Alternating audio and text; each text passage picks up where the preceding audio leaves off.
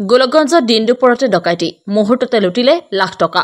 গোলকগঞ্জৰ সত্যেন্দ্ৰনাথ প্ৰধানী নামৰ এজন ব্যক্তিৰ পৰা দুৰ্বৃত্তই লুটি নিলে নগদ ধন 1,76,000 টকা। গোলকগঞ্জ ষ্টেট বেংকৰ পৰা টকা আনি হনুমান মন্দিৰৰ সন্মুখত চাইকেলত টকাৰ মোনা থৈ সেৱা জনাবলৈ মন্দিৰত সোমোৱাৰ পিছতে দুৰ্বৃত্তই লুটি নিলে টকা। টকা লুট হোৱাৰ পাছতে হাহাকাৰ অৱস্থা ভুক্তভোগীৰ।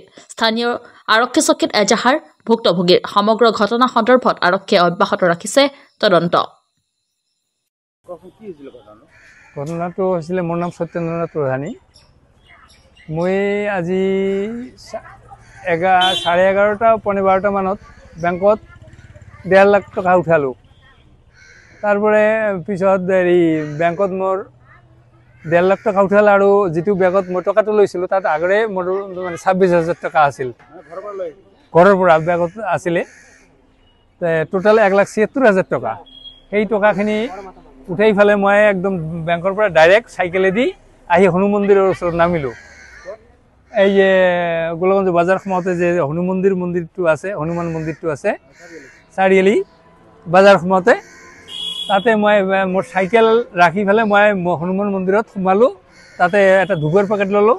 তাতে টিউবৱেলত হাত মুখ ধুই ধূপৰ পেকেটটো দি হনুমান মন্দিৰত সেৱা জনাওঁতে উঠিলোঁ। উঠাৰ পিছত একদম হাত গা মোৰ একদম মানে একদম জ্বালা আৰম্ভ কৰিলে।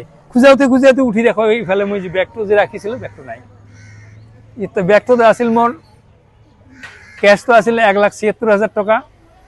তাৰপিছত মোৰ পাছবুক, মোৰ ৱাইফৰ পাছবুক, চেকবুক আৰু মোৰ বিশেষকৈ মানে পেঞ্চনৰ যিবিলাক ডকুমেণ্টছ আছে আৰু কি ফাইলটো, এই ফাইলটো মেইন ফাইলটো এই বেগটোতে আছিল। পিছে মানে দুজন ল'ৰা মই বেংকত থাকোঁতে বেংকৰ ভিতৰতে আছিল, মই তেতিয়া গম পোৱা নাছিলোঁ। কিন্তু বেংকৰ তলত দুটা ল'ৰা মোৰ ফালে খুব ফ'ল' কৰি আছিল।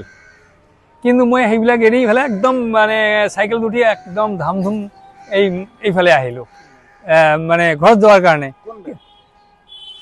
এই ষ্টেট বেংকৰ পৰা, গোলকগঞ্জ ষ্টেট বেংকৰ পৰা ডাইৰেক্ট মই ঘৰত যোৱাৰ কাৰণে আহিলোঁ। কিন্তু মনত উঠিলে মানে মোৰ এইটো অভ্যাস, মানে এই যাওঁতে মন্দিৰত কিবা টকা উঠালে সেৱা কৰি যাওঁ, কিবা এটা দি যাওঁ, ধূপৰ পেকেট হওক কিবা হওক।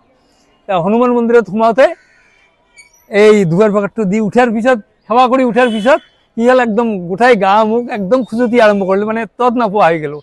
তাৰপিছত এইফালে উঠি দেখোঁ যে টকাৰ বেগটো যে এইফালে ৰাখিছ, এই টকাৰ বেগটো নাই। তো বেগটোৰ ভিতৰত মোৰ পাছবুক আছিল, মোৰ ৱাইফৰ পাছবুক আছিল, চেকবুক বহীখন আছিল, তাৰপিছত মোৰ পেঞ্চনৰ মানে যাৱতীয় ডকুমেণ্টছবিলাক এটা ফাইল আছিল, সববিলাক নোহোৱা হৈ গ'ল। দিলোঁ, থানাত এজাহাৰ দিলোঁ।